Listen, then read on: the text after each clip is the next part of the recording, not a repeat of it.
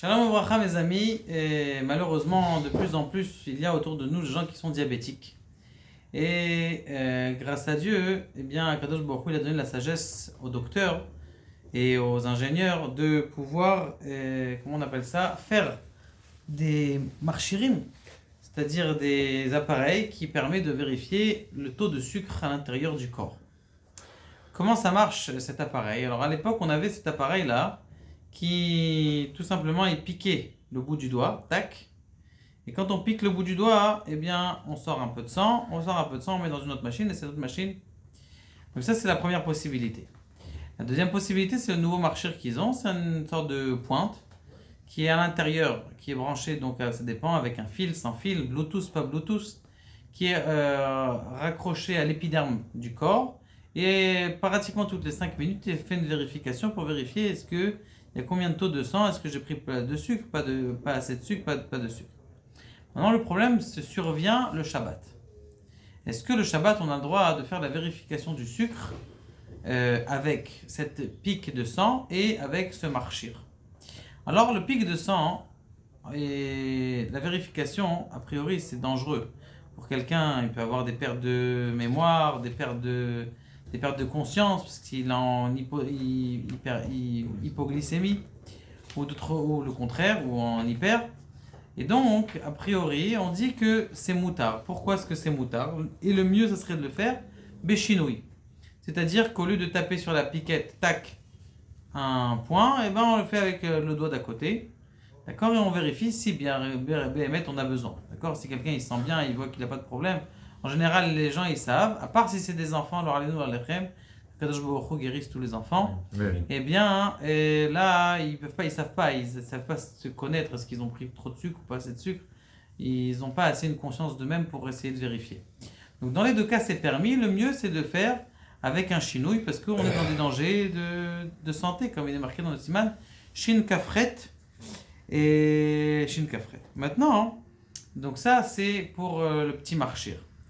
Maintenant, il y a l'autre marchir, c'est-à-dire celui il se met en connexion avec le téléphone portable ou avec un autre petit téléphone.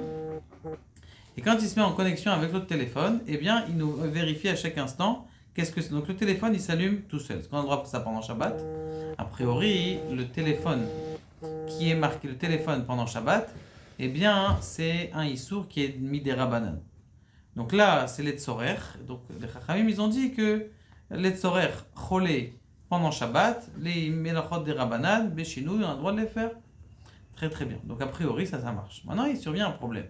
C'est que si cet enfant-là, il commence à être en hypo, c'est-à-dire où il monte trop, ou il descend trop bas, et donc son insuline, elle n'est pas assez équilibrée toute seule, eh bien, le téléphone commence à faire des misères. Il commence à sonner.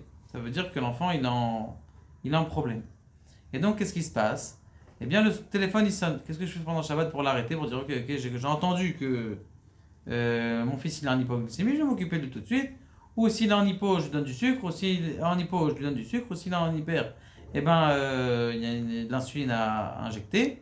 Alors, dans ce cas-là, qu'est-ce que je fais? Béhémet, c'est ce qui se passe. Eh bien, je dois éteindre le téléphone. Comment est-ce que je peux faire? Voilà la solution la plus simple. C'est tout simplement prendre le téléphone, béchinouille, et l'amener sous un coussin, le mettre jusqu'à ce que ça s'arrête. Et comme ça, même si ça dure une demi-heure, une heure, il n'y a pas de problème. D'accord? Maintenant, si ça ne s'arrête pas du tout, et que ça fait du bruit, et que je suis dans une pièce, et que ça sonne tout le temps, et que c'est impossible, alors ce qu'on peut faire, c'est éteindre béchinouille, puisque c'est les tzorer cholé, pour que justement après on puisse savoir encore dans quel il est.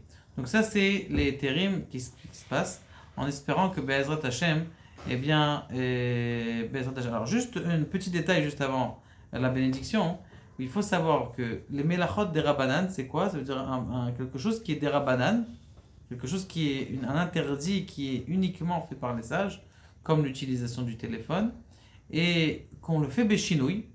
Le chinouille, c'est-à-dire de le faire d'une façon différente de d'habitude, ça veut dire au lieu d'appuyer comme ça, alors on appuie avec le bras, eh bien ça descend la darga.